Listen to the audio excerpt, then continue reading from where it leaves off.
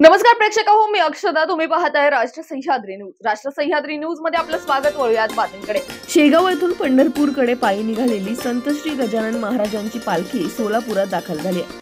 संत श्री गजानन महाराज आणि सद्गुरू श्री प्रभाकर स्वामी महाराज यांच्या संत भेटीचा सोहळा बुधवारी संपन्न झाला. सोलापूर शहरातील संत प्रभाकर महाराज मंदिरात वारकऱ्यांसाठी महाप्रसादाचे आयोजन करण्यात आले. 200 किलो भात, 80 किलो डाळीची आमटी, 5000 भाकऱ्या आणि पिठलं तयार करण्यात आले. 7000 भाविक या महाप्रसादाचा लाभ घेत आहेत.